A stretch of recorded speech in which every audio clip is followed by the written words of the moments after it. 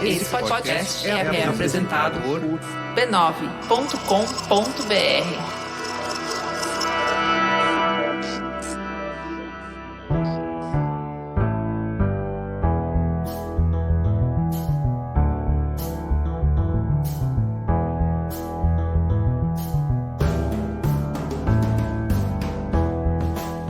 Mamileiros e mamiletes, bem-vindos ao nosso espaço de encontro e diálogo com respeito e empatia. Eu sou a Cris Bartz. Eu sou a Juva Lauer e esse é o Mamilos. Hoje a gente volta a falar do antídoto contra um problema que está demorando para sair das nossas vidas. Senta que tem muito papo à frente.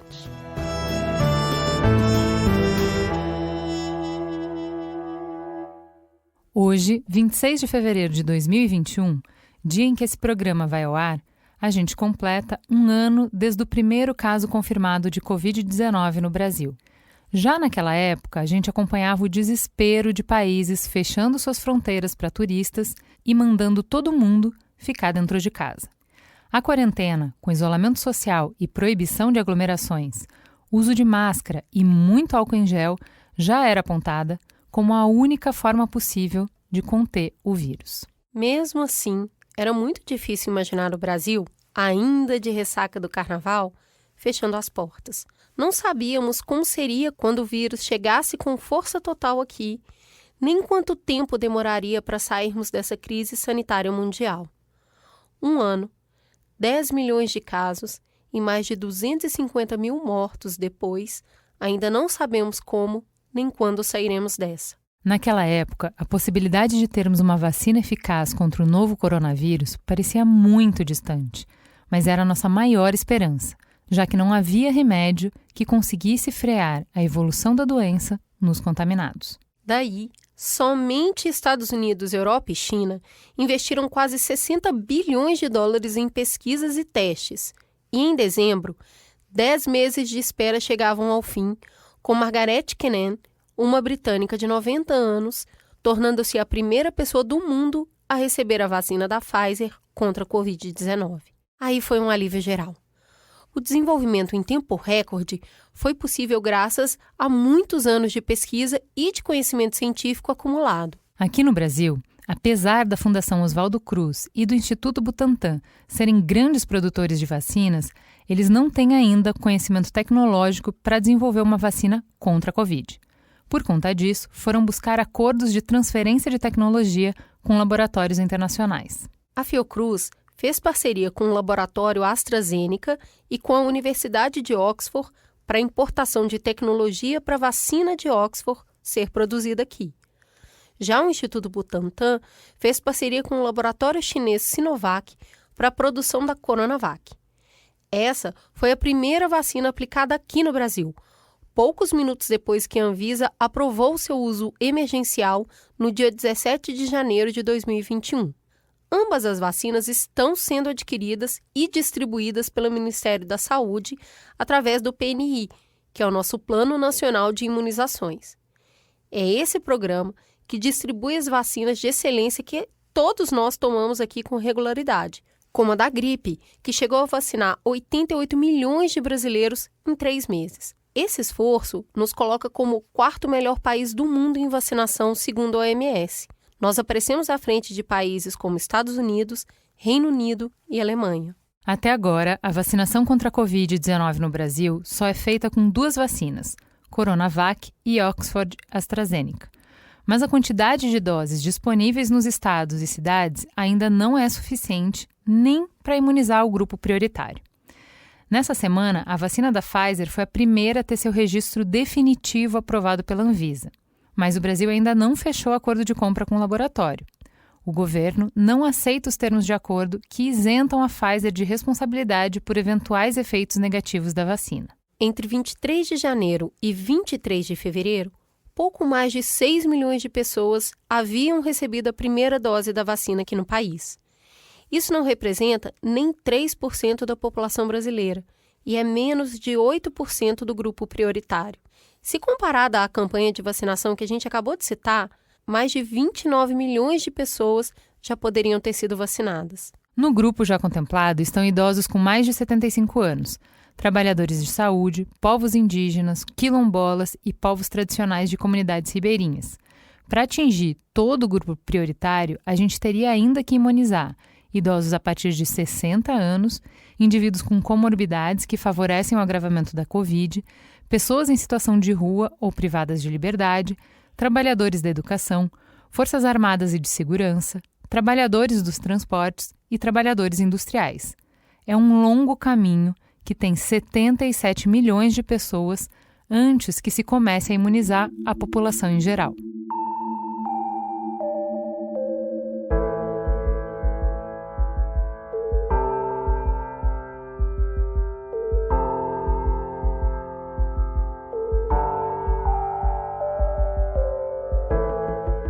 Então, um mês depois daquele alívio geral que a gente sentiu com o início da vacinação aqui no Brasil, algumas cidades, como Rio de Janeiro, precisaram interromper as suas campanhas por falta de dose.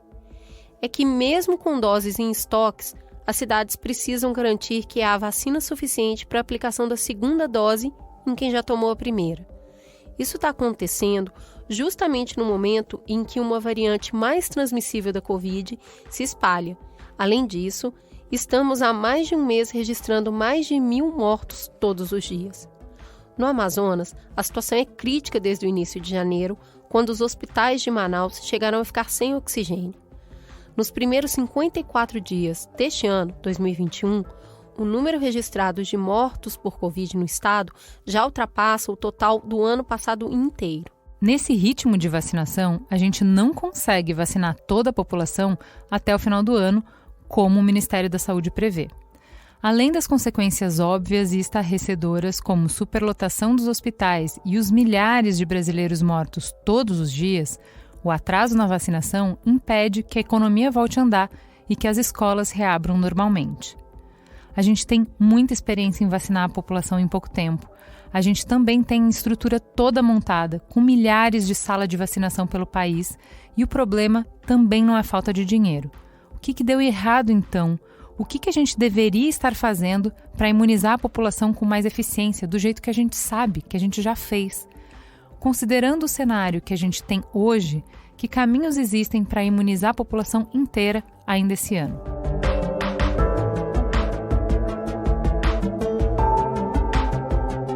Não cabe achismos em uma conversa tão sensível para a nossa saúde, enquanto seres humanos e enquanto sociedade. Entender o que está acontecendo e os possíveis caminhos para nós exige o contato com quem sabe operar a máquina da saúde brasileira. E é por isso que hoje trazemos quem faz da vacinação a sua profissão.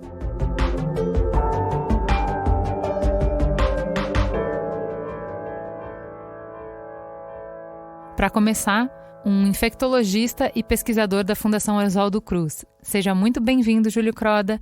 Quem é você na fila do pão? É um prazer estar com vocês aí do Mamilos, né, nesse bate-papo que a gente vai ter a respeito da vacina. Meu nome é Júlio Croda, eu sou médico infectologista, sou especialista da Fundação Oswaldo Cruz, professor da Universidade Federal do Mato Grosso do Sul e fui ex-diretor do Departamento de Imunizações e Doenças Transmissíveis do Ministério da Saúde entre fevereiro de 2019 a 2020. Na verdade, eu na fila da vacina fui voluntário, né, do estudo da Coronavac, então já tomei minha vacina, né? Eita, é a primeira vez que eu converso com alguém que tomou a vacina. Tomei a vacina, a segunda dose no começo de dezembro, mas eu não sabia, né? Soube mais recentemente, depois que o estudo acabou e fui aprovado pela Anvisa, onde fui convocado para justamente a gente entender se a gente estava no placebo ou no grupo da vacina. Eu estava no grupo da vacina, então ainda bem que eu estou protegido desde o início de dezembro com uma vacina que previne as formas graves, né? Isso a gente tem alguns dados que mostram isso, então a gente fica bem satisfeito de já ter sido vacinado, né? Que ótimo, seja muito bem-vindo, Júlio. E também quem entrou para a história por ajudar a pensar a vacinação no Brasil. Ele é médico sanitarista, professor da FSP-SP e do mestrado profissional da FGV São Paulo. Também o primeiro presidente da Anvisa no Brasil e ex-secretário nacional de Vigilância Sanitária, além de professor da Faculdade de Saúde Pública da USP. Seja bem-vindo, Gonzalo Vecina. Quem é você na fila do pão? Bem, eu sou Gonzalo Vecina Neto, sou médico, pouco mais velha do que o Júlio, 45 anos de estrada já. Sou professor da Faculdade de Saúde Pública da USP e da Fundação Getúlio Vargas. Fui presidente da Anvisa, o primeiro presidente da Anvisa, fui secretário do município de São Paulo, enfim, fiz algumas estrepulias na área da saúde, né? E por causa da idade, eu acabei tomando a vacina aqui no CRM. Muito bom, olha só, temos 2 vacinados, Juliana. Eu tô achando muito inspirador Eu isso. acho é luxo, é isso que eu acho. Bom, a gente vai conversar sobre muitos assuntos aqui, principalmente sobre o que a gente deveria estar fazendo. Um break para os nossos intervalos comerciais e a gente já volta.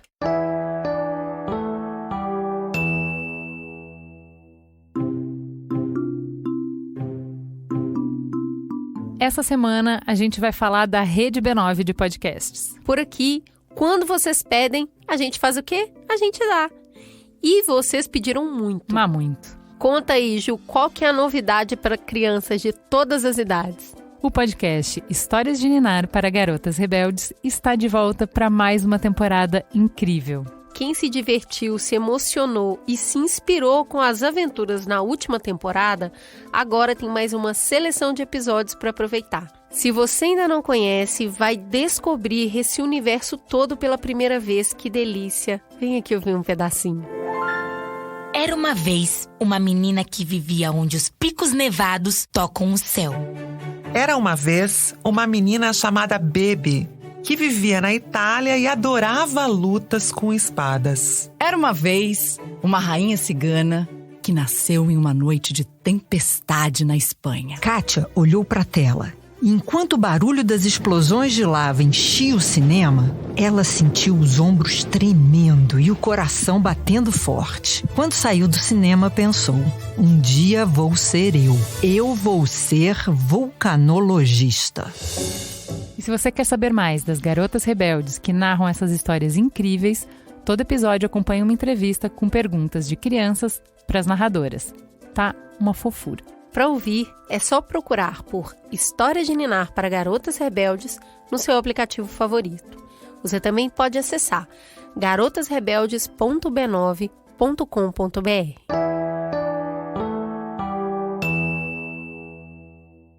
Voltamos então e já vamos voltar ouvindo a Cristiana. Quem é ela, Juliana? Explica aí pra gente melhor.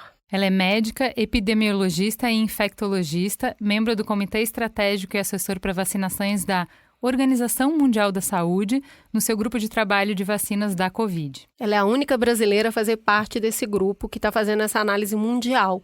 E a gente chamou a Cristiana justamente para perguntar, Cristiana, como que o Brasil está na fila geral da vacina, né? Como que é essa visão frente... O que está acontecendo no mundo todo? Eu sou Cristiana Toscano, sou médica, epidemiologista e infectologista e sou membro do Comitê Estratégico Assessor para Vacinações da Organização Mundial de Saúde no seu grupo de trabalho de vacinas da Covid. O mundo está vacinando com bastante entusiasmo, né, desde o início do ano, final do ano passado, quando as primeiras vacinas foram disponibilizadas. Os países que melhor se organizaram e planejaram suas estratégias de vacinação e compraram antecipadamente ou viabilizaram acesso antecipadamente a uma gama, um leque mais amplo de vacinas, estão à frente desse processo. Nos últimos 2 dias, aí, dados do dia 22 de fevereiro, a gente tem globalmente os Estados Unidos, que já administrou 65 milhões de doses de vacina, o Reino Unido, que já administrou quase 19 milhões de doses de vacina, a União Europeia, 28 milhões de doses de vacina, Israel, em torno de 7,5 milhões de doses de vacina e o Brasil, em torno de 7 milhões de doses de vacina. Quando a gente vê esses dados de maneira proporcional, Israel já conseguiu vacinar praticamente 90% dos habitantes de Israel já receberam a primeira dose, pelo menos a primeira dose de vacina. Estados Unidos, em torno de 19%, Reino Unido, em torno de 27%, Brasil, em torno de 3,4%. Bom, eu tenho acompanhado desde o começo a situação de vários países, né, do mundo, e em relação aos grupos de países, em geral a gente pode categorizar 3 grupos de países, né, 3 categorias. A gente tem países que têm recursos e têm estrutura fizeram um planejamento adequado, investimento antecipado em vacinas, existe uma boa estrutura para vacinação e está se valendo de evidências científicas e implementando as medidas necessárias, né, tanto na vacinação quanto para redução da transmissão com medidas de distanciamento social quando necessários. Essa é uma minoria de países, são os países desenvolvidos, estruturados com recurso e que tomam decisões baseadas em evidências e em ciência. A gente tem um outro grupo enorme de países que não tem recursos, que tem uma estrutura pífia, uma estrutura de saúde, de serviços de saúde, estrutura de vacinação. Esse, infelizmente, são a maioria dos países e onde vivem a maior parte da população do mundo. E são países que dependem de mecanismos multilaterais e de apoio internacional, tanto para estruturar esse serviço de saúde, quanto para ter acesso à vacina e implementarem suas campanhas de vacinação. E aí a gente tem um grupo aí intermediário, que eu diria, de países que têm recursos e têm estrutura, e aí se encaixa o Brasil. E é com muita tristeza que a gente enfrenta essa situação, porque quando você tem recurso para comprar vacina, você tem a estrutura necessária, você tem o SUS, a gente tem um sistema de saúde amplo, capilarizado, que tem uma penetração em todos os municípios do Brasil, tem salas de vacina em número imenso e tem toda a estrutura logística para distribuição e administração em ampla escala de vacinas, mas infelizmente as medidas carecem de coordenação, de articulação central e muitas vezes não se baseiam em ciência. Então nós somos ainda o único país do mundo em que um chefe de Estado não recomenda abertamente e não endossa e não reconhece a vacina como a única saída para a pandemia. Trazendo o nosso papo agora para a mesa, a partir dessa visão mundial, queria começar perguntando para o Dr. Gonzalo, depois de trabalhar e vivenciar muito esse dia a dia de estrutura no Brasil, entendendo o que é os bastidores dessa organização, quais são os desafios que o Brasil enfrenta hoje para comprar, para distribuir e para aplicar as vacinas? O que falta hoje para o Brasil ter vacina é que o Ministério da Saúde funcione. Nós não estamos tendo ação do Ministério da Saúde para comprar vacina. No Chile, eles começaram a comprar vacina em setembro. Não tinha vacina aprovada, mas eles começaram em setembro. A Fiocruz e o Butantan começaram em maio a buscar quem podia vender vacinas para que eles fizessem a produção no Brasil. Então, o Ministério da Saúde está acordando para a necessidade de vacinas agora, em janeiro. Eu tive a oportunidade de ver um vídeo do Dimas Covas anunciando a carta que ele entrega ao ministro da Saúde em junho, pedindo para o ministro aprovar uma compra de 100 milhões de doses. Então, o problema nosso é que falta gerenciamento, governança do Ministério da Saúde para comprar vacina. Ponto, é só isso. Essa bobagem do Ministério não se mover para comprar vacina. Gonzalo, a resposta oficial para essa acusação, para essa cobrança, é de que o Ministério da Saúde estava esperando que as vacinas se comprovassem efetivamente eficazes, porque não adiantaria o Ministério da Saúde se comprometer a comprar um lote de uma vacina que nem se sabia se ia ser eficaz ou não. Faz sentido essa defesa? Nunca! É uma bobagem essa defesa, é uma bobagem. Veja bem, todo mundo comprou vacina que não estava ainda aprovada. Os Estados Unidos compraram vacina para vacinar 3 vezes a população deles. O Chile, que eu falei que começou a comprar em setembro, é capaz de vacinar 3 vezes a população dele. A Europa, 4 vezes a população. Então, não tinha como você fazer um acordo de compra antes com vacinas já aprovadas. Todos nós tivemos que correr um risco. Todos correram um risco de ter uma vacina que na fase 3 desce na água. E não teve saída. É assim que isso tinha que ser feito. Nós estávamos conversando no segundo semestre do ano passado sobre as fábricas da Fiocruz e do Butantan. Uma fábrica de vacina não é que nem uma padaria que faz pão francês, pão isso, pão aquilo. Não, faz aquele tipo de pão. Então, investir numa fábrica significa terminar de fazer a fábrica e a fase 3 dá na água. acabou, jogou dinheiro fora. Mas é investimento em saúde pública que tinha que ser feito. E quem soube fazer, Fiocruz e Butantan, é que está salvando a vida dos brasileiros hoje. Porque o Ministério da Saúde, com um general, não conseguiu nada disso. Júlio, eu queria te trazer para a conversa, já puxando esse gancho que o Gonzalo está falando sobre o Instituto Butantan e a Fiocruz. No meio dessas conversas todas, eles nos parecem os órgãos que ainda seguram a moral do brasileiro, sabe? É o que ainda alimenta a esperança, é o que a gente fala, nossa, isso aqui é sério, essas pessoas estão trabalhando e estão entregando um serviço para a população.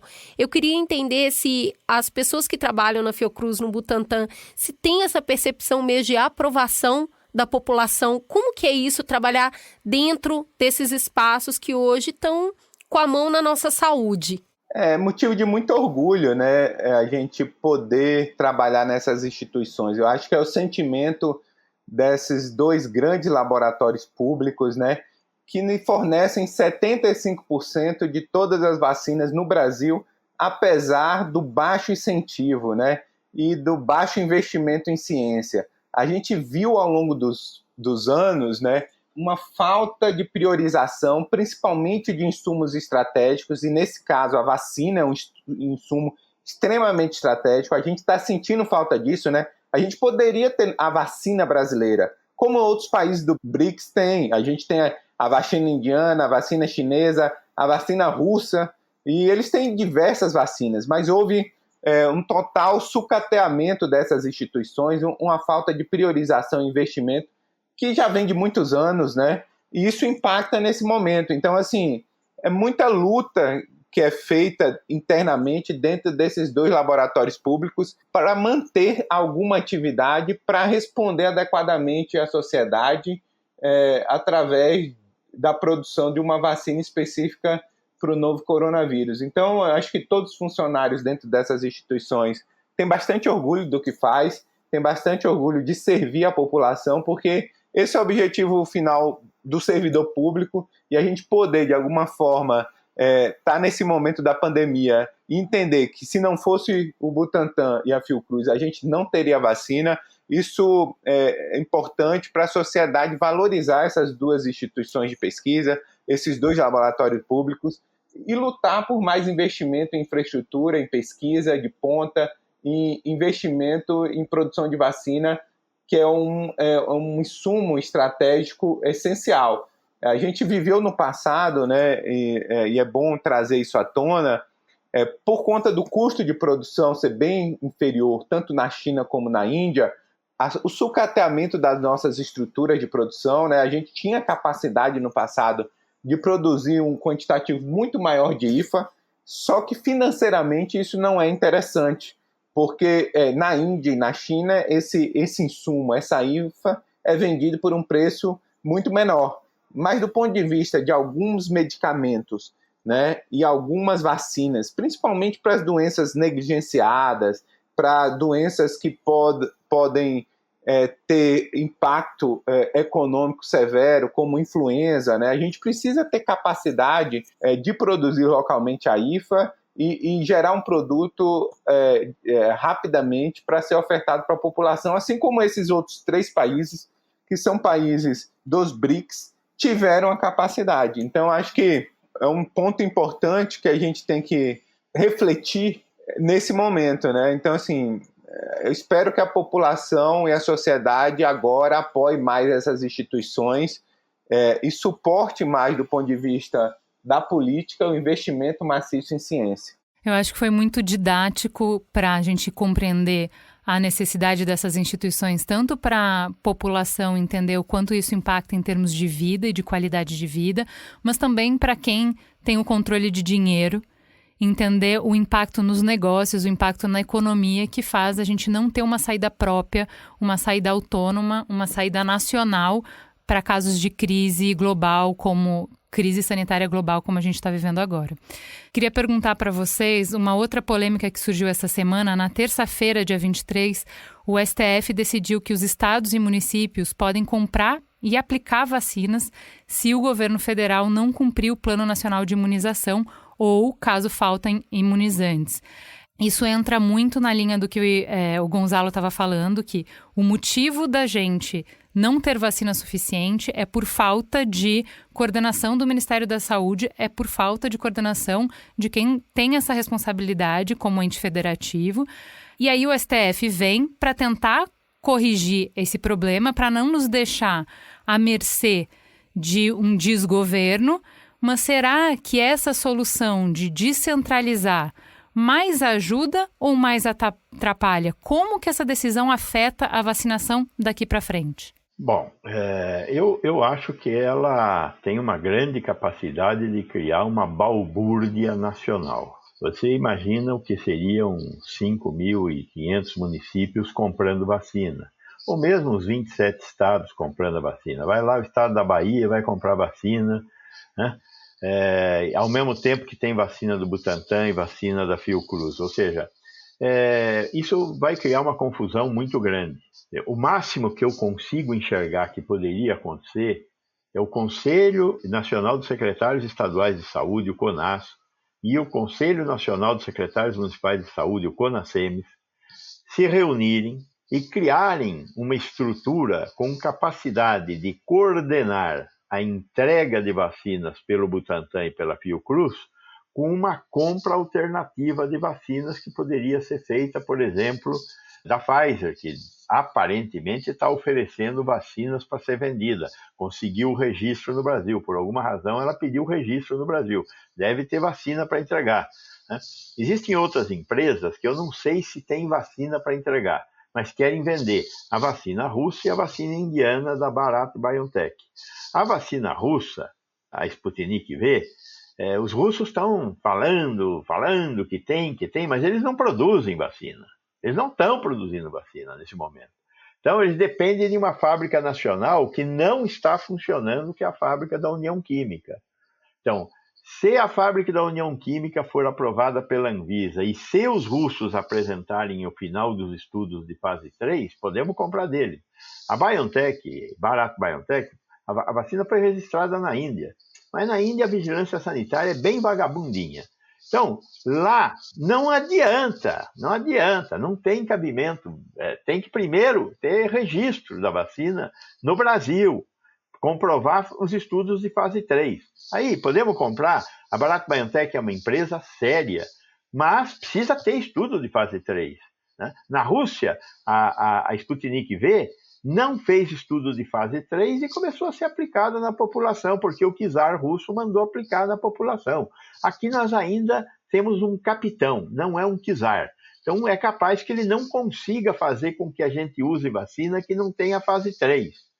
Então, estados e municípios podem comprar? Podem, mas tem que botar a ordem no galinheiro. Eles têm que sentar, estados e municípios, e coordenar com a Fiocruz e o Butantan para isso não virar uma loucura. Porque já com duas vacinas diferentes, foi essa bagunça que foi até agora, né? Pouquíssimas vacinas e bagunça. Um país que é capaz de fazer 2 milhões de doses em um dia, fez 18 milhões de doses em um sábado para crianças.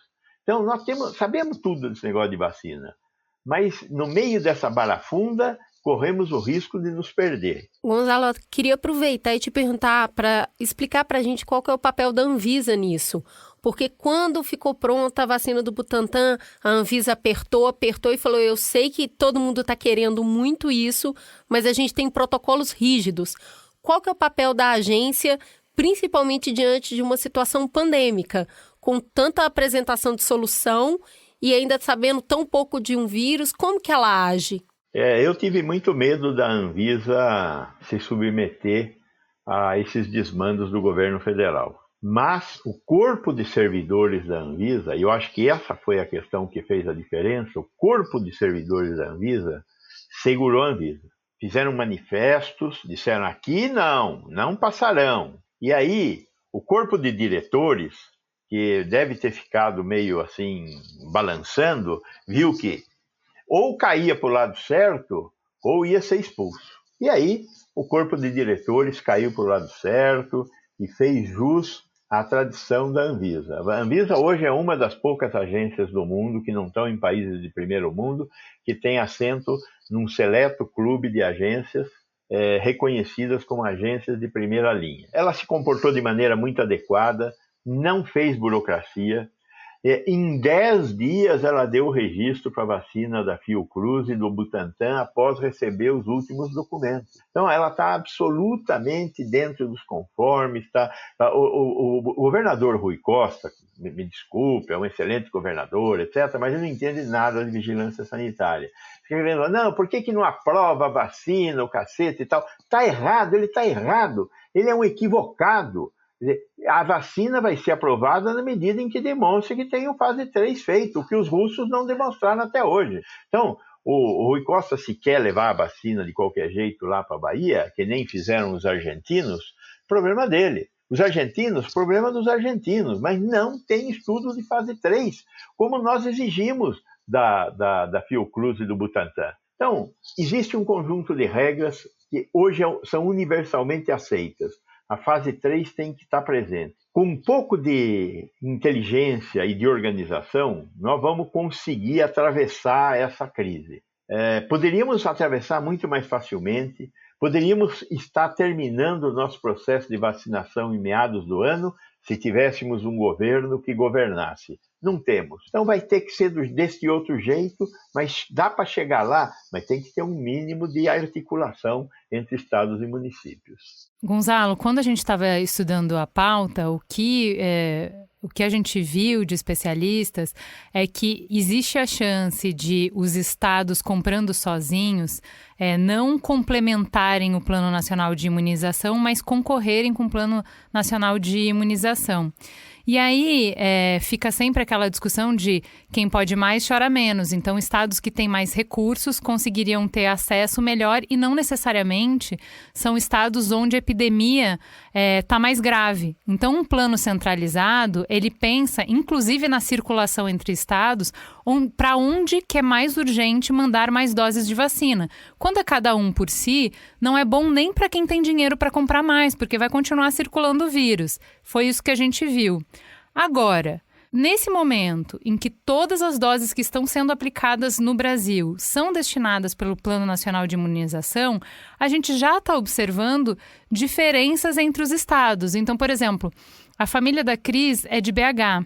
Ela viu um monte de gente ao nosso redor aqui em São Paulo ser vacinado e ninguém em BH ser vacinado. A gente foi procurar informação e a gente viu que só agora começou a vacinação em Minas, que é o estado mais populoso do Brasil, e apenas para pessoas maiores de 90 anos. Maiores de 90 anos. Por que essa diferença?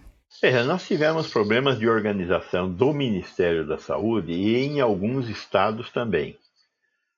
Minas Gerais é um desses estados que sofreram com a capacidade de coordenação da sua respectiva Secretaria Estadual de Saúde. Outros estados avançaram um pouco mais. Infelizmente, a falta de um governo federal que consiga ordenar e criar uma condição mais adequada para todos é muito grave. Veja, os epidemiologistas, não sei se o Júlio concorda com isso, mas acredito que ele vai ter oportunidade de falar, a questão do Amazonas. Correu entre nós a ideia de que primeiro o Amazonas. Por que primeiro o Amazonas? Porque lá está tendo um massacre. Então vamos cobrir o Amazonas, não é uma população tão grande, e vai servir de exemplo para a sociedade brasileira. Mas o governo federal não teve essa ideia, né? Então nós temos essas diferenças regionais, elas são fruto das nossas fraquezas regionais, mas elas são fundamentalmente fruto da falta de uma coordenação central. Uma federação não é federação sem querer, é federação porque é importante ter uma estruturação federal num país desse tamanho, com uma população desse tamanho. Mas tinha que ter um governo central, tinha que ter uma capacidade de distribuição das doses, de tomar melhores decisões com relação aos grupos a serem cobertos.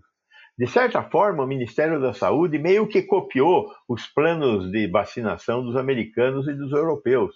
Está errado. A nossa situação social e demográfica é muito diferente da deles.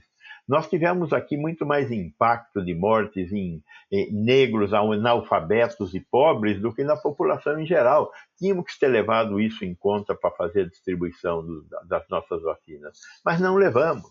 Então, está na hora de, se a gente conseguisse colocar um freio de arrumação aí, e os secretários estaduais e municipais conseguissem criar uma organização paralela, essa talvez fosse uma alternativa para esse desgoverno que nós estamos vivendo. Júlio, queria te trazer para a conversa perguntando um pouco, diante dessas dificuldades, como é que fica a relação da Fundação Oswaldo Cruz, dos trabalhos que estão sendo feitos em interlocução com o Ministério da Saúde, com os estados?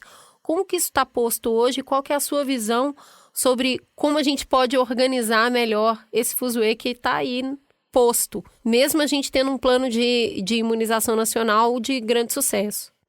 A Fundação Oswaldo Cruz, né, eu sou especialista da Fundação, né, não represento a opinião da presidência, da direção, é bom deixar claro isso, né, eu não estou na gestão da Fundação, mas eu acho que, assim, a Fundação Oswaldo Cruz, assim como o Butantan, ele trabalha para o povo, para a sociedade, né, então, assim, a gente, de alguma forma, né, tenta, eu no meu caso, através da comunicação, das entrevistas, né, de explicações mais, vamos dizer, bem simples, tentar traduzir toda essa questão da ciência, dos estudos, da vacina, da epidemiologia.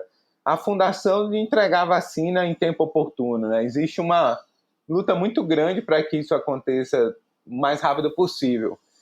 Mas, como a gente já falou, né, na minha primeira fala, a entrega desse produto ele não depende só da instituição nesse momento, né? A gente está importando ainda a INFA, da China, e isso, tanto a Fundação Oswaldo Cruz como o próprio Instituto Butantan, e isso requer uma negociação com esses países, com essas empresas para fornecimento desse insumo, né?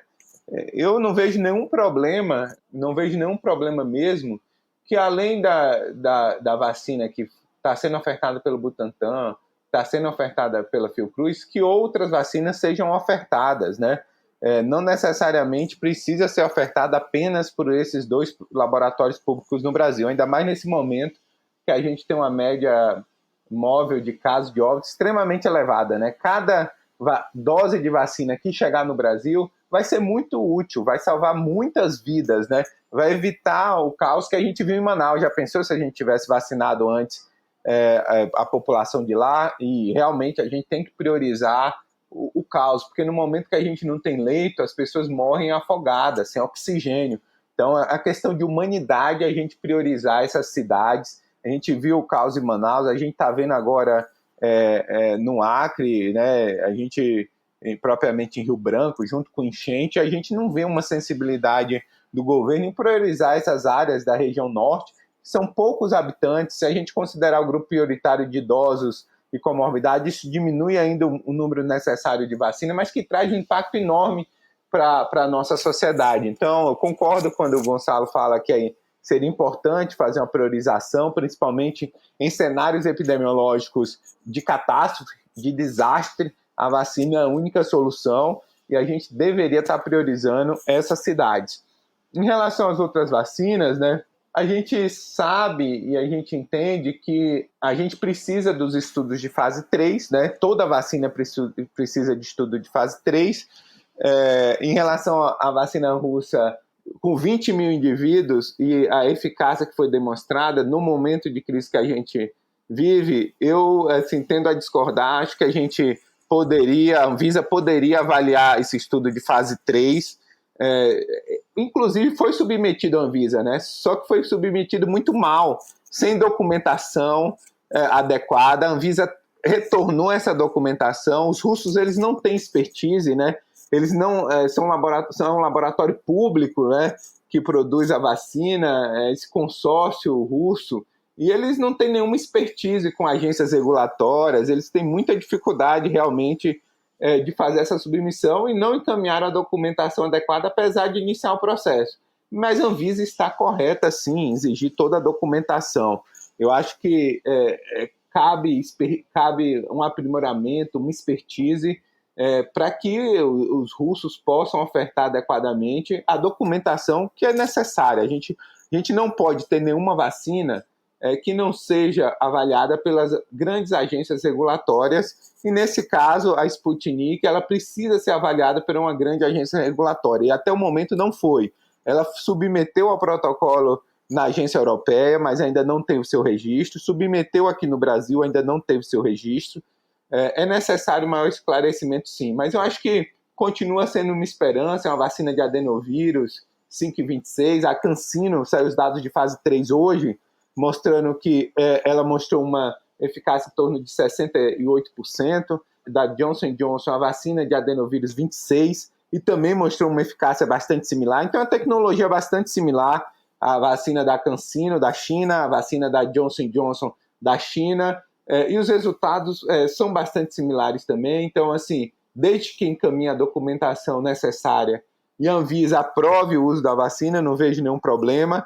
Mas em relação à vacina da Bharat, né, que é a Covaxin, sim, ela não tem nenhum dado de fase 3 publicado, não tem nada. E o Ministério fez uma dispensa de licitação, né, sem ter nenhum dado publicado. Então, é aquele 2 pesos e 2 medidas, né? Enquanto a gente tem uma vacina como a da Pfizer, que tem estudo de fase 3, talvez seja a vacina que tem mais dados publicados no mundo, que tem mais informação, tem informação para idoso, tem informação de uma dose só, tem informação na prevenção de infecção, tem aprovação definitiva da Anvisa, é a única vacina que tem aprovação definitiva da Anvisa. É importante a gente falar que isso quer dizer que ela pode ser usada além da fase emergencial, então ela é a primeira que já está em definitiva no Brasil.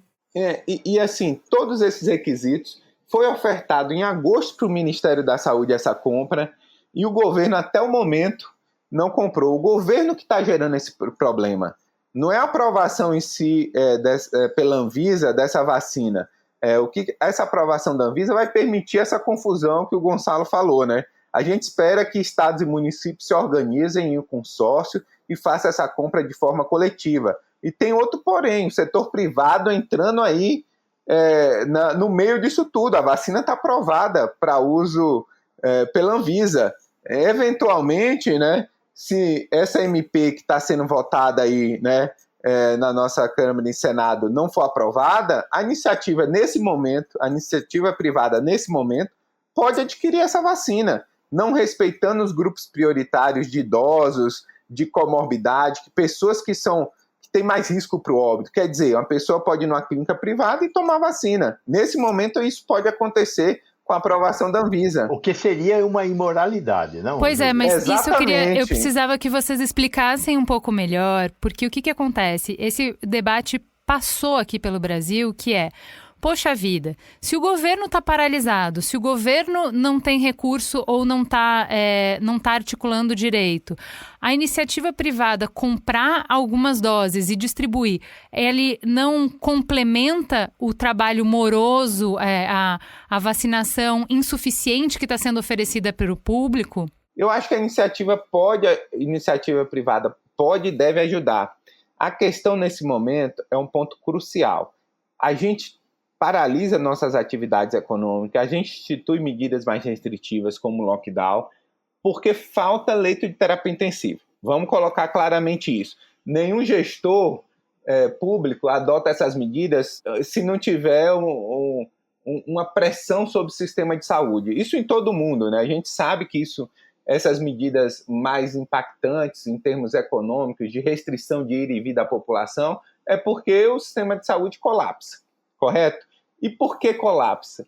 Porque existe um aumento expressivo de número de casos e admissões em leitos hospitalares e UTI. E quem são admitidos em leitos de UTI e dentro dos hospitais? São a população do grupo de risco, né? Quando a gente olha os dados epidemiológicos, 60%, 70% de quem é admitido em unidade de terapia intensiva por Covid é idosos acima de 60 anos. Então, do ponto de vista ético, você imagina que a gente tem 1.000 pessoas morrendo, sendo que 700 são idosos todo dia no Brasil.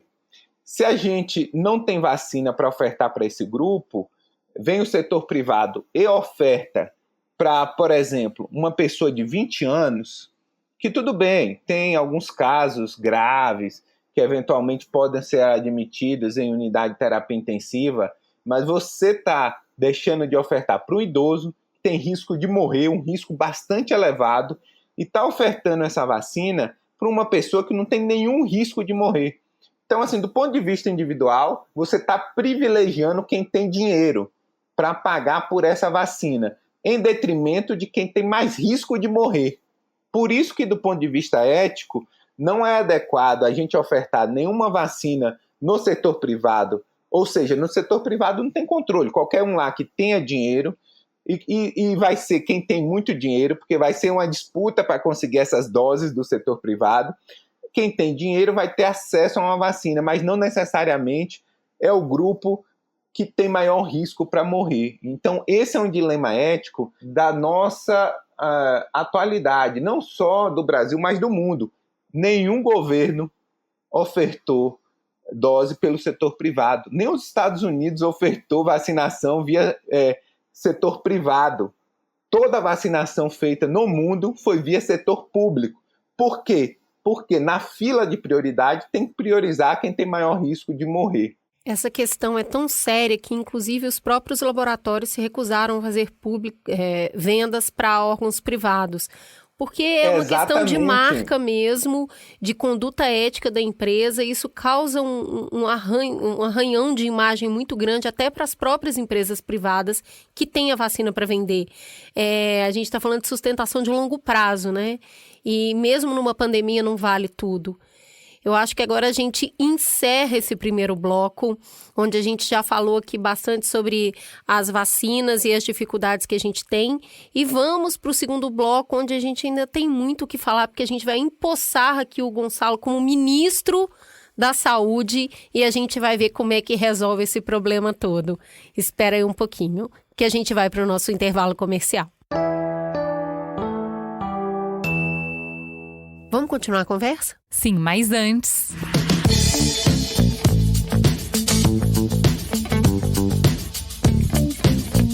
Quem conhece esse bordão já sabe qual é o programa que a gente vai falar agora. Quem gosta de debate, discussão e polêmica de raiz não pode parar só no Mamilo, certo? Se quarta é dia de abrir o coração e a mente com Mamilos Cultura e sexta é dia de fazer jornalismo de peito aberto com os debates do Mamilos, quinta, o papo pega fogo mesmo, é no Braincast. O Braincast é o mais antigo podcast da Rede B9 e um dos mais antigos do Brasil. Já são quase 400 episódios com muita conversa descontraída sobre tecnologia, comportamento, influência, política e o que mais der na telha do meu compadre, Carlos Merigo, e uma bancada deliciosa toda semana. Eu nem sei se os ouvintes todos do Mamilo sabem, mas a gente nasceu de um Braincast que a gente gravou juntas lá em 2014 do teste de Bechdel. Lembra, Cris? Nada mais me lembra, amiga. Era outra vida, não era? Nossa, total. E quanta água já rolou nessa ponte. O B9 cresceu, tudo mudou. O que não muda é que o Braincast continua sendo o nosso posto avançado no futuro. É uma conversa de boteco do ano 3000. Então, se você ainda não segue o Braincast na sua plataforma, já engata um episódio aí na fila. Ou acessa braincast.b9.com.br e descubra. Se for para indicar um episódio, eu indico o da Air Fryer. Vai na fé. Eu vou indicar a Copa de Buzzwords, que eu sempre me divirto muito.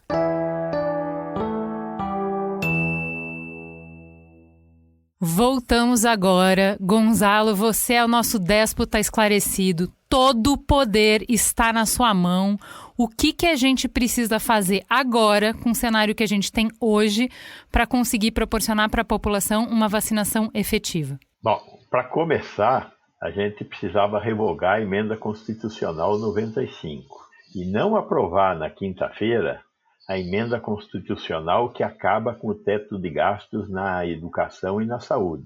Quer dizer, a vinculação de gastos de todas as esferas de governo tem que continuar. Nós não temos um processo civilizatório suficiente para garantir que os recursos que a saúde e a educação necessitam sejam deslocados para a saúde e a educação. Este governo quer acabar com o teto de gastos porque ele quer usar este dinheiro que hoje está indo para a saúde e educação para atividades que façam mover a montanha de dinheiro que quem tem dinheiro quer ganhar a mais ainda nesse país. Então, nós temos que, primeiro de tudo, garantir que o financiamento da saúde e educação, pelo menos, continue igual estava. né? É óbvio que faltam recursos ainda na saúde. Este ano, por exemplo, mesmo respeitando todas as responsabilidades que a Constituição, a Emenda Constitucional 29, coloca, na previsão do orçamento está sendo previsto um orçamento de 125 bilhões de reais, quando ano passado nós gastamos 160 bilhões de reais em números redondos. Então, o orçamento já está perdendo muito recurso e nós temos que recuperar esses recursos porque continuamos na vigência da pandemia. Então, primeira questão é essa. A segunda questão diz respeito a comprar, distribuir vacinas, com certeza, né? O único jeito de acabar com essa pandemia é ser mais inteligente na distribuição de vacinas e na busca de vacinas no mundo. Então, toda vacina que estiver disponível, nós temos que conseguir trazer. Passar por cima dessas questões que são muito críticas, que nem a questão que a Pfizer está trazendo, que é a questão da responsabilidade caso ocorram danos. A Pfizer não quer assumir a responsabilidade caso ocorram danos. Agora, eu não vou comprar da Pfizer e por causa disso, eu acho que é uma questão bastante complexa. O Butantan e a Fiocruz transferiram para si a responsabilidade dos danos que era da AstraZeneca e do Butantan. No caso da Pfizer, a Pfizer não está vendendo para uma instituição aqui no meio do caminho no Brasil, ela está vendendo direto para o Ministério. E ela não quer assumir, e essa é uma discussão mundial. Nenhuma dessas farmacêuticas querem assumir a responsabilidade de ter um efeito colateral daqui a um ano. Gonzalo, mas isso tem precedente em outras vacinas que tiveram que ser desenvolvidas às pressas, dado a urgência do mercado? A única vacina que teve essa condição foi a vacina do ébola. Todas as outras vacinas foram desenhadas e estudadas com mais tempo. E aí você coloca lá na sua bula as possibilidades do que pode acontecer e você assume parte da responsabilidade ao tomar o remédio ou a vacina. Este caso é uma vacina que foi desenvolvida com uma outra velocidade. Nenhum desses produtores está assumindo a responsabilidade um pouco mais à frente do que foi oferecido aqui agora. E eu acho que tem uma certa naturalidade nisso. Lógico que a indústria farmacêutica está defendendo o seu, lógico. Mas, por outro lado, ela também tem uma certa razão em tentar colocar essa questão de uma forma diferente. Então, a responsabilidade a longo prazo da utilização dessa vacina é do governo, não há dúvida disso, e é da pessoa que toma a vacina. Então, nós temos que encontrar um jeito de fazer essa informação chegar de forma mais adequada para a população. A vacina da Pfizer e a vacina da Moderna, porque elas têm que ficar numa temperatura muito baixa, elas têm um agente anticongelante que aumenta a reatogenicidade da vacina. Mas, com o devido cuidado, ela pode adequadamente ser utilizada. O que é o devido cuidado? Ela tem que ser aplicada em locais onde você possa atender um problema alérgico qualquer.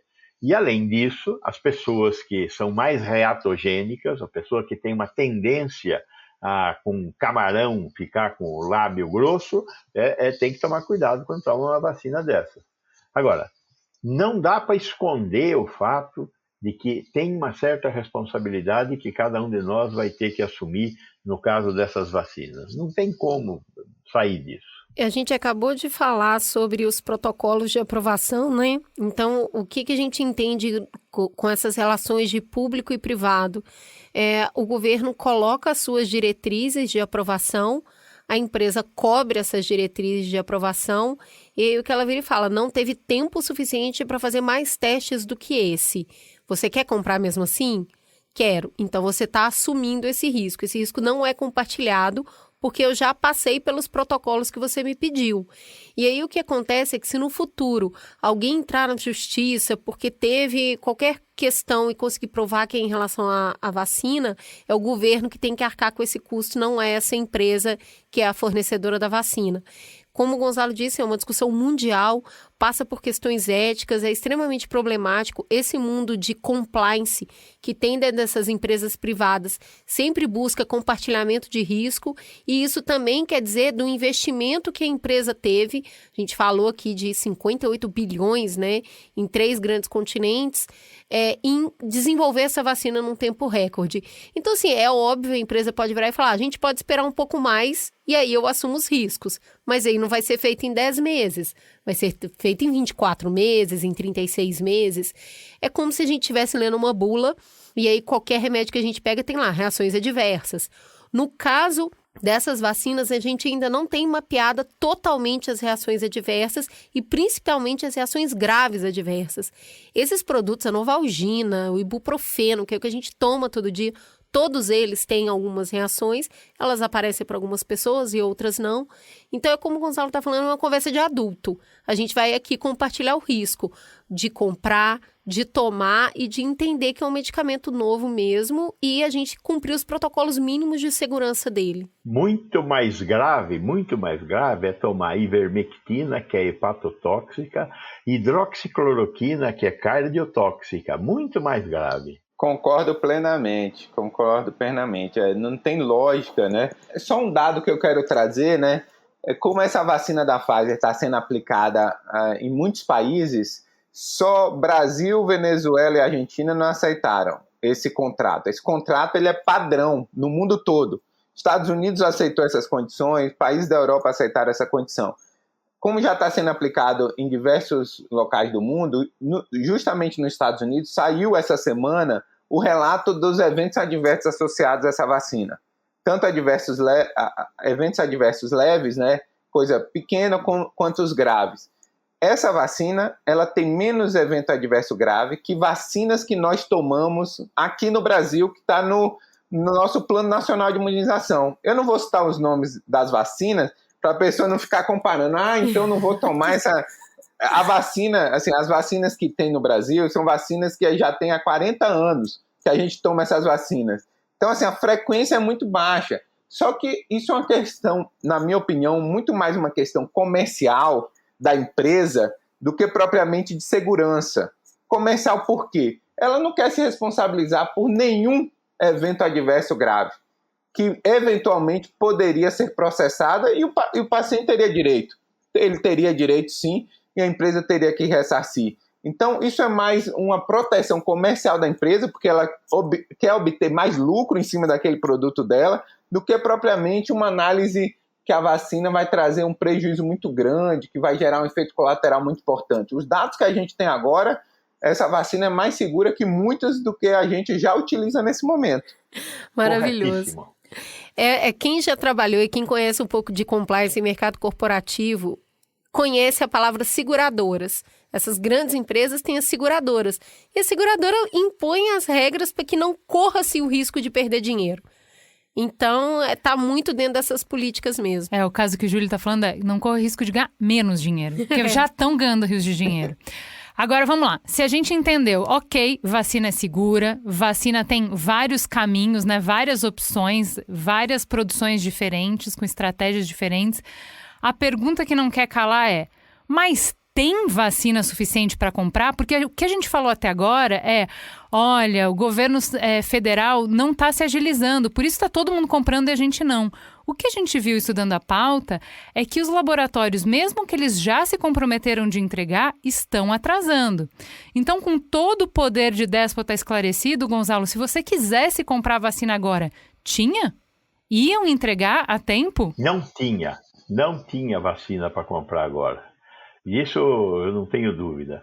Olha, a vacina russa não tem porque não tem produção. Se a União Química botar a fábrica dela lá em Brasília para funcionar, daqui a 6 meses nós teremos vacina. Eu quero que eles me desmintam se eles, por acaso, souberem desse vídeo.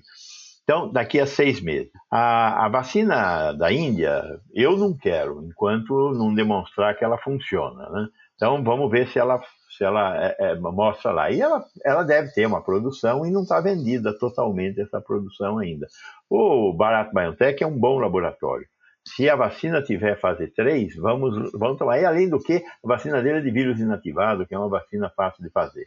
As outras vacinas não tem. Estão todas vendidas, todas foram vendidas. Existe um interesse nessas multinacionais em colocar vacina no Brasil. Por quê? Porque tem uma vigilância sanitária respeitada e tem bruta do consumo.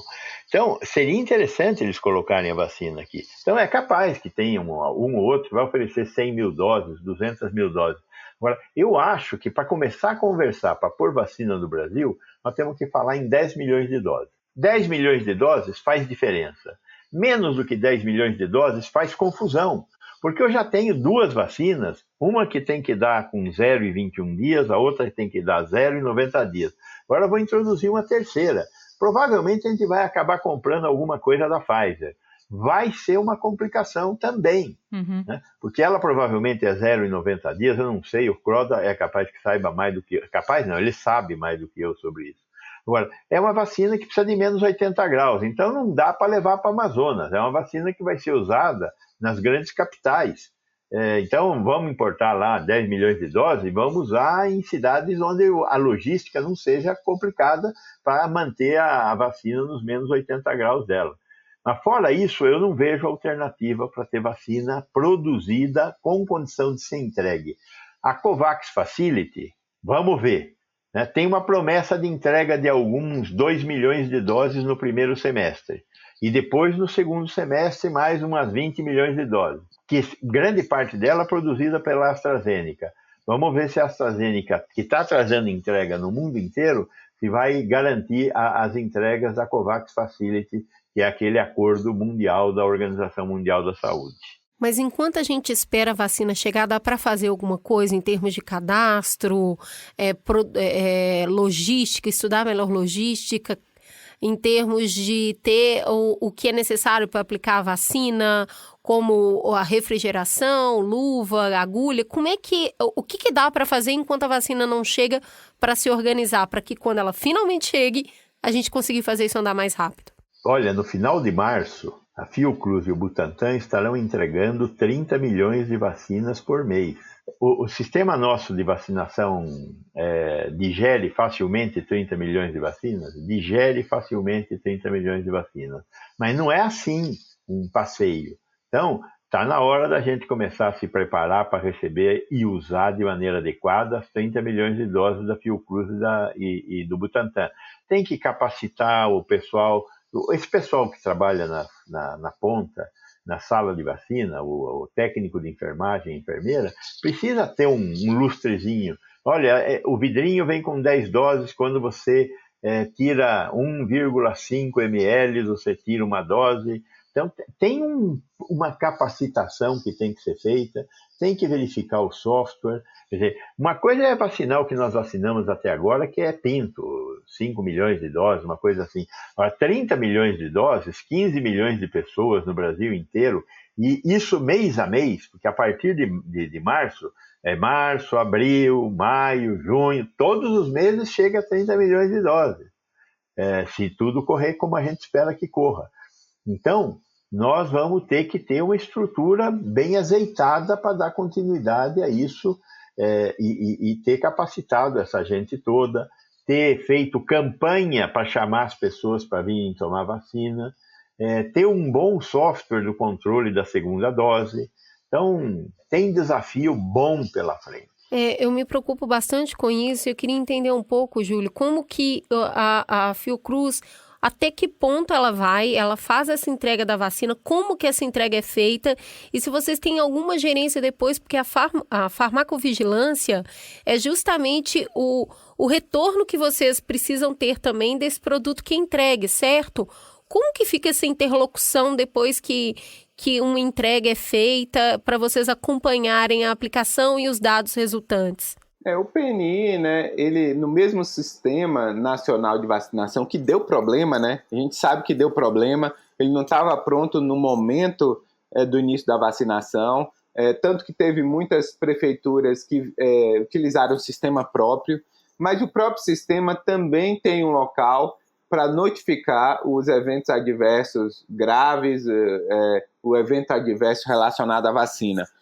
A própria Anvisa, né, acho que o Gonçalo pode falar mais do que eu, também tem um sistema de monitoramento em relação à farmacovigilância. Então, assim, os órgãos públicos, eles recebem essa notificação específica de eventos adversos graves, eventos adversos leves, e esse monitoramento é contínuo. Outro monitoramento que não está previsto, que eu não vejo o governo federal falar em relação a essa questão, é o monitoramento da efetividade da vacina. É na vida real como essa vacina vai funcionar. E isso tem que ser instituído, porque assim como influenza a gente faz isso, a gente, através do monitoramento dos casos graves, a gente identifica se a vacina está funcionando, a gente vai ter que fazer para o novo coronavírus. Existem as novas variantes, que têm novas mutações, que podem trazer impacto. Pode ser agora essa nova variante, mas pode ser outras variantes que venham a surgir no momento. E a gente tem que entender se ao longo do tempo essa vacina continua funcionando para a gente poder fazer as adaptações necessárias, trocar vacina se for necessário, atualizar, assim como a gente faz da gripe. O novo coronavírus ele vai ser muito próximo ao vírus da influenza, lógico, um impacto muito maior, mas em termos de condução, né? A gente vai conviver com esse vírus, ele vai continuar circulando, a gente vai ter que produzir vacinas anualmente, a cada 2 anos, atualizá-la. A gente não sabe qual a vacina que vai ser mais rápido fazer esse tipo de atualização, que vai manter a sua efetividade para a população. Tem muita coisa que a gente não sabe, né? Em relação às vacinas. E essa questão da farmacovigilância é essencial, mas não só para essa vacina do coronavírus, mas qualquer produto, qualquer vacina que seja disponibilizada à população. Já que você está falando disso, explica pra gente se as vacinas que a gente já está aplicando na população funcionam contra a variante de Manaus, que já começou a se espalhar pelo país. Essa é uma pergunta de 1 milhão, tá? Eu, na verdade, por intermédio da OPAS, né, que é a Organização Pan-Americana de Saúde, fui convidado para uma consultoria e a gente montou um projeto justamente para avaliar isso, essa sua pergunta. Como Manaus tem 50% a 90% de P1 agora já deve ser 90% de circulação de P1, e como Manaus teve priorização no envio de vacinas, Manaus já vacinou todos os profissionais de saúde, Manaus já vacinou grande parte dos idosos, e a gente tem as 2 vacinas para os idosos, para trabalhador de saúde, foi evidentemente Coronavac, e a gente, graças a Deus, dos nossos sistemas eletrônicos de notificação, ESUS, CIVEP-Gripe, ao sistema municipal de Manaus de vacinação, a gente consegue montar o que a gente chama um grupo de indivíduos e avaliar ao longo do tempo se essa vacina funciona. Então esse estudo já está acontecendo e, assim, muito provavelmente, a partir de março, nós vamos ter dado preliminar para informar todo o Brasil. Acho que é fundamental isso.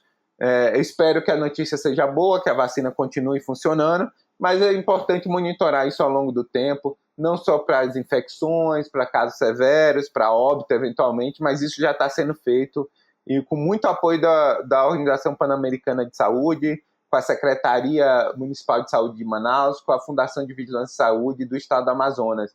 E, assim, por quê? Porque nesse vácuo do Ministério da Saúde, a gente sabe que o SUS é isso, né? A gente tem outras instituições que ocupam esse espaço que deveria ser do Ministério da Saúde na resposta à pandemia. Graças a Deus.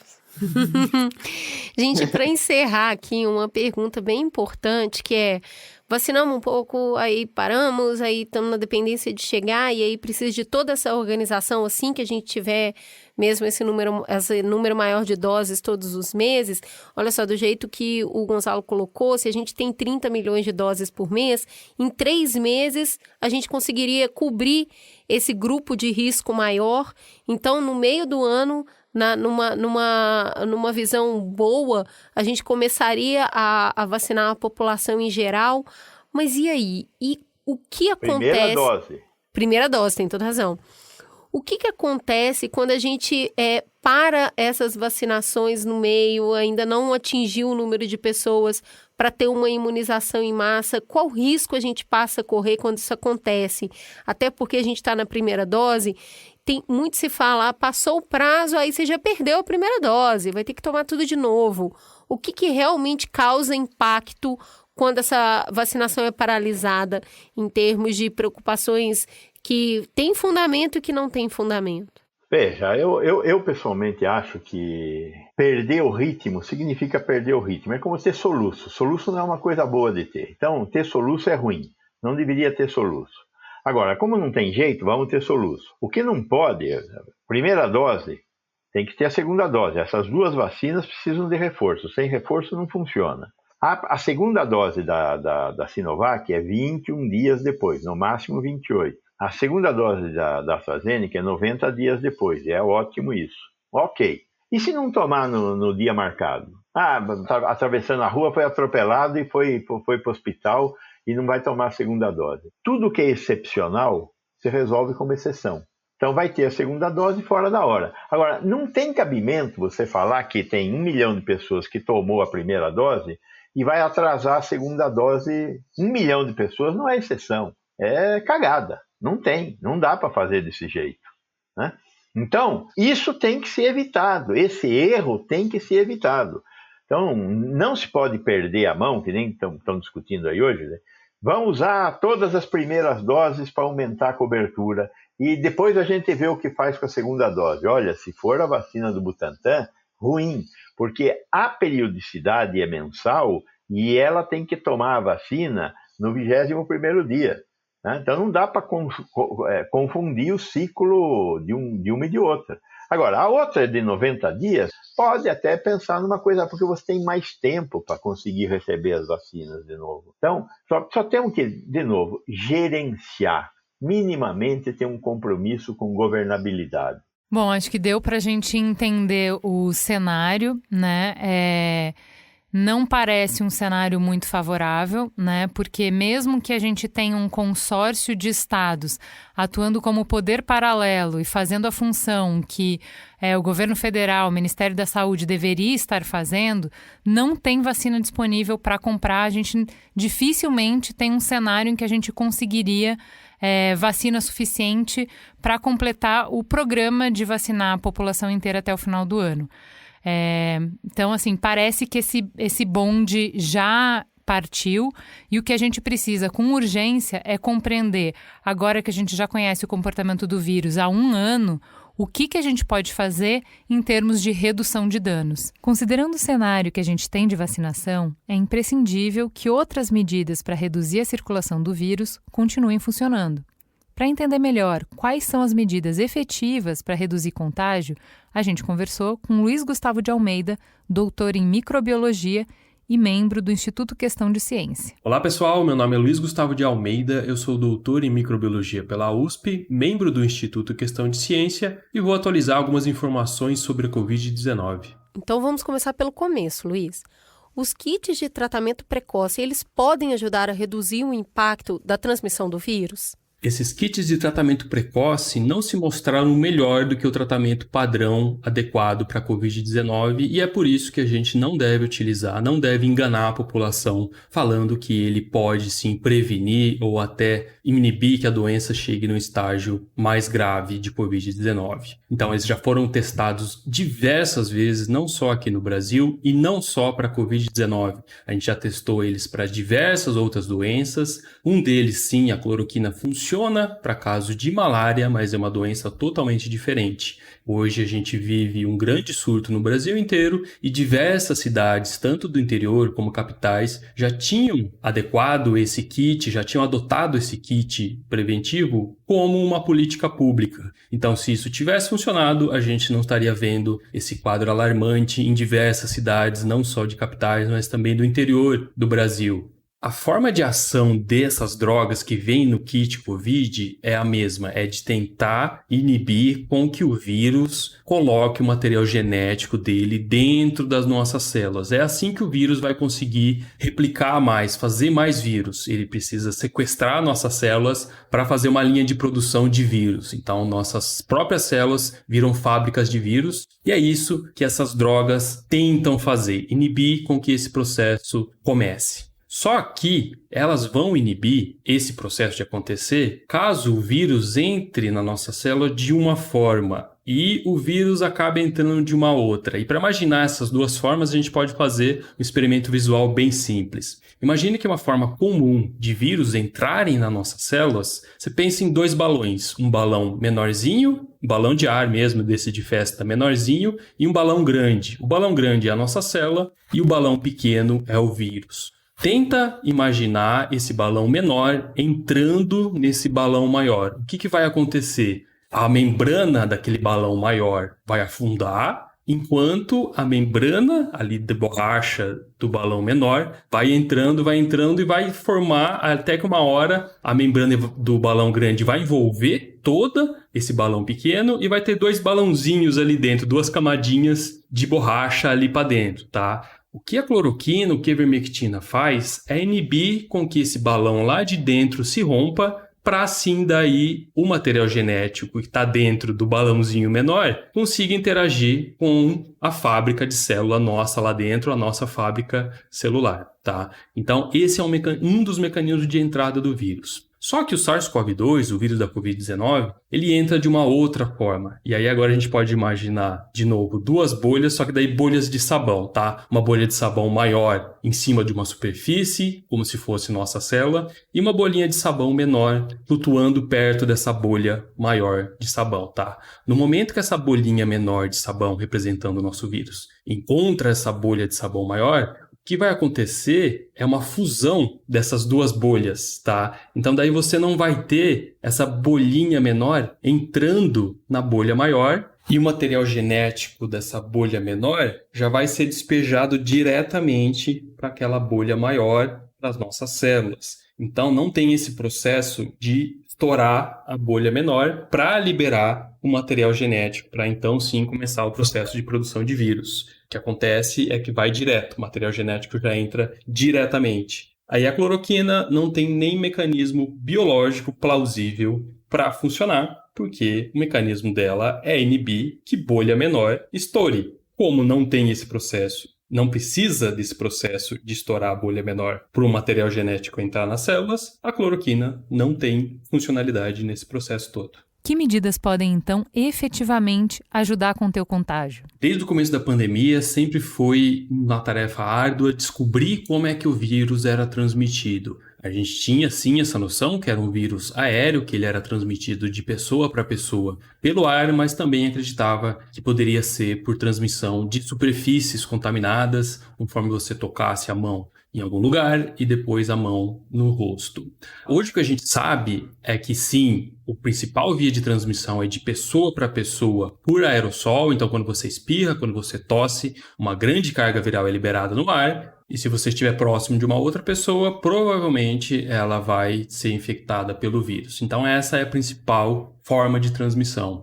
Então a gente não precisa ficar naquela neura de limpar com sabão, com água, todos os alimentos que chegam na sua casa. Não é que o vírus vai estar ali esperando você colocar seu alimento na prateleira para ele pular para você. Então não é assim que funciona. É mais você se autocontaminar. Você pegar no material que está contaminado e depois passar a mão nos olhos, mão na cara, mão na boca. Então sempre depois que você guardar suas compras, for ao supermercado, lave as mãos, com água e sabão já é o suficiente. Se você tiver álcool em gel no momento ali também pode ser, mas a principal forma de transmissão é por via aérea.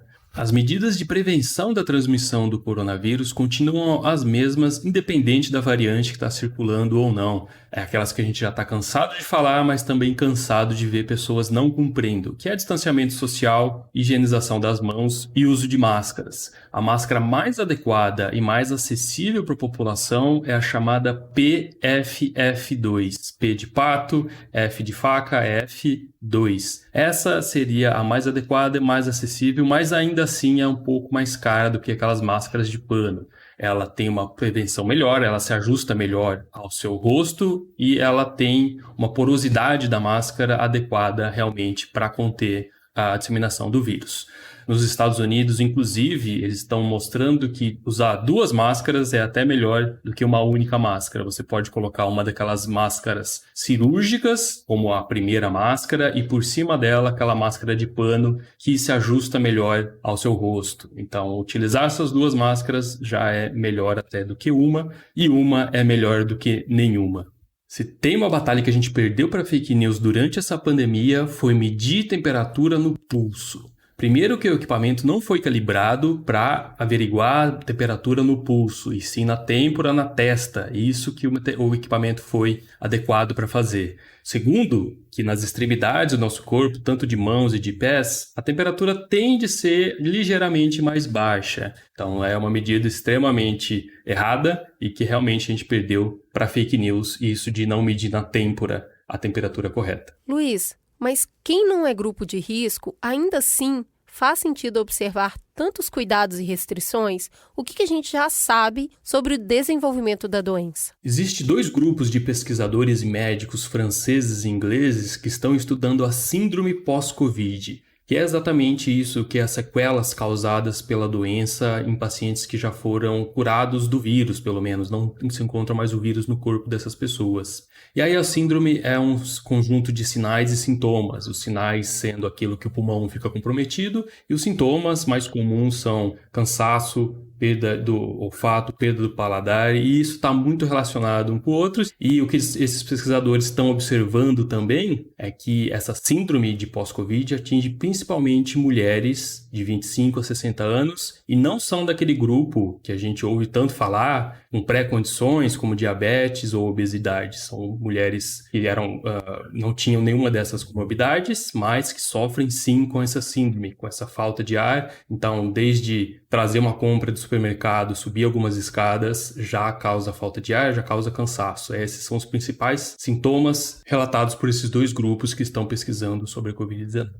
A gente pode separar em 3 categorias os principais sintomas da Covid-19, e essas categorias são os mais comuns, os menos comuns e os sintomas graves. Então, aqueles mais comuns que a gente sempre ouve falar de colegas que já pegaram Covid-19 ou mesmo na televisão, é de febre, tosse seca e cansaço. Então, esses são os mais comuns. Os menos comuns são aqueles de dor de cabeça, desconfortos, dor de garganta, diarreia, pode ser até conjuntivite, um pouco dor de cabeça e aquela perda de olfato e paladar. Estão muitos associados um com o outro. E aí os sintomas graves são aqueles de dificuldade de respirar, falta de ar, que daí a pessoa precisa ser entubada realmente, e dor no peito, parece que tem uma pressão sendo feita no peito constantemente.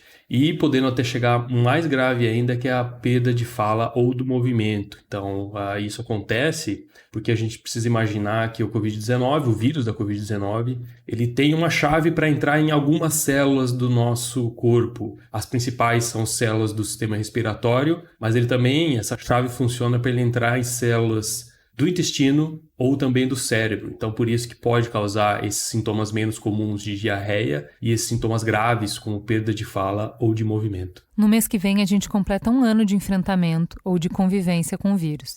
Nesse momento em que a gente atinge novamente um pico de contágio e de mortes, a gente tem que voltar a ficar completamente isolado dentro de casa? Existem algumas atividades que oferecem menos risco? E atividades de lazer, de esporte, claro, sim, é recomendado você fazer também para não pirar totalmente nessa pandemia trancado em casa. Isso também não é saudável, mas lembrando que tudo tem um risco. Então, não é porque você está ao ar livre fazendo alguma atividade que você está isento de contrair o vírus, tá? Então, também evitar atividades de aglomeração mesmo ao ar livre. Não é porque você está ao ar livre que pode participar com 50, 100 pessoas de uma lamberóbica que está acontecendo no parque da sua cidade. É atividade com distanciamento social, preferencialmente sozinho ou com quem você convive dentro de casa, tudo bem. Mas lembrando que o risco nunca é zero. E restaurantes e locais com pouca circulação de ar é totalmente contraindicado você ficar por muito tempo lá dentro, principalmente sem máscara e sem fazer o distanciamento social. Pouca circulação significa que o vírus fica no ar por algum tempo e você pode sim ser infectado por essas partículas que estão no ar. Então, ambientes fechados não, ambientes abertos sim, mas sem aglomeração. Obrigada, Luiz. Foi um prazer te receber aqui. Bom, a gente precisa agradecer muitíssimo o Dr. Gonzalo, o Dr. Júlio. É muito bom conhecer vocês, sabe? Dá um quentinho no coração de ver pessoas tão capacitadas e já vacinadas, diga-se de passagem, ao menos com a primeira dose, discutindo em alto nível efetivamente o que a gente precisa fazer. E sim, a gente tem solução, porque a gente já tem a estrutura para fazer. O O que a gente precisa é de governabilidade. A gente não pode permitir que os entraves políticos acabem não só colaborando, como aumentando esse número de mortes diárias. Então, muito obrigada pelo trabalho que vocês prestam para a sociedade e por terem cedido um tempo de vocês para conversar aqui no Mamilos. Voltem sempre. Muito obrigado, boa tarde a todos. Foi um prazer estar junto com você, Júlio. Foi um prazer, Gonçalo. Foi um prazer, meninas. Um abraço. Estamos aí.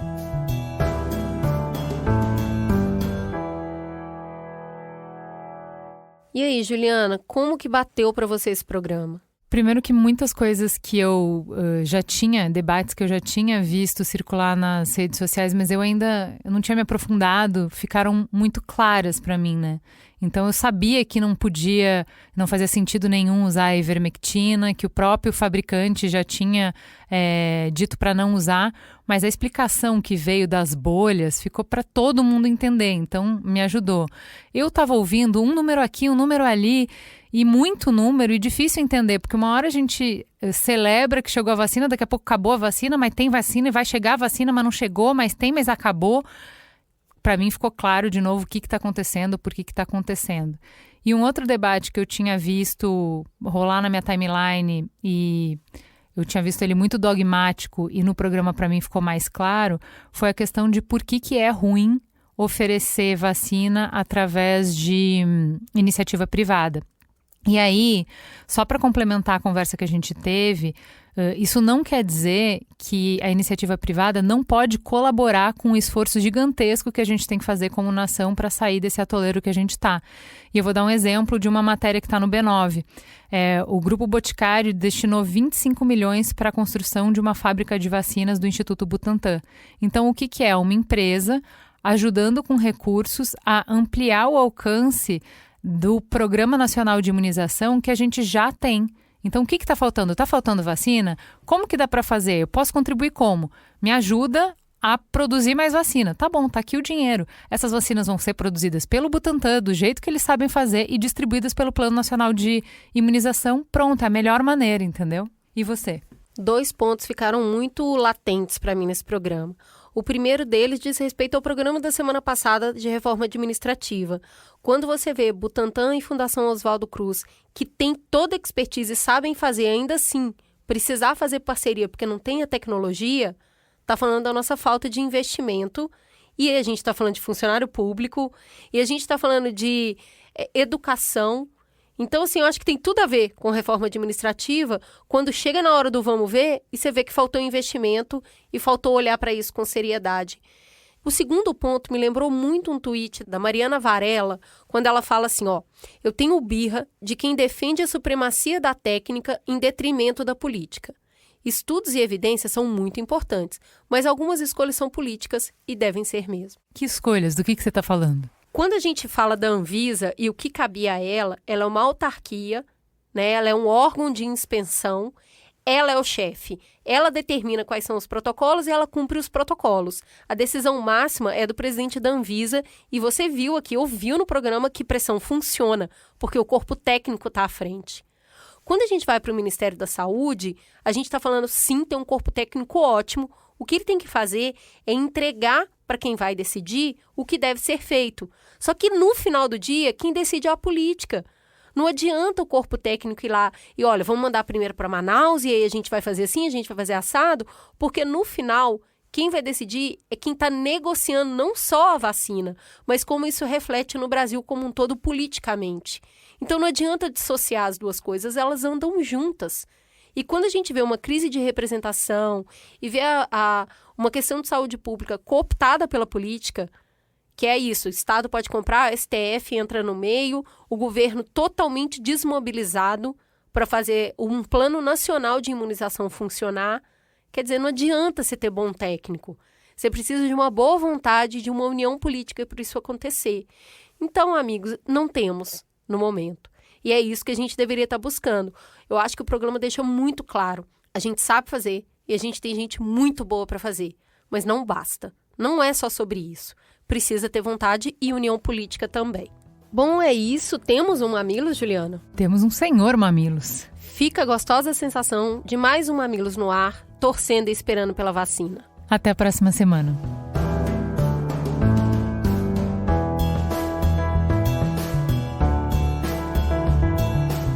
Mamilos é uma produção do B9. Eu sou Cris Bartz e apresento esse programa junto com a minha parceira, Juva Lauer. Para ouvir todos os episódios, assine aqui o nosso feed ou acesse mamilos.b9.com.br. Quem coordenou essa produção foi a Beatriz Souza. O apoio à pauta e pesquisa foram de Iago Vinícius e Jaqueline Costa. A edição foi de Mariana Leão e a trilha sonora de Andy Lopes. A Beatriz Fioroto apoiou essa produção e a publicação ficou por conta de AG Barros. O B9 tem direção executiva de Cris Bartz, Juva Lauer e Carlos Merigo. A coordenação digital é do Pedro Estraza, Lucas De Brito e Beatriz Fioroto. E o atendimento em negócios é feito por Raquel Casmala, Camila Maza e Thelma Zenaro. Você pode falar conosco no e-mail mamilos@b9.com.br e nos seguir nas redes sociais no @mamilospod.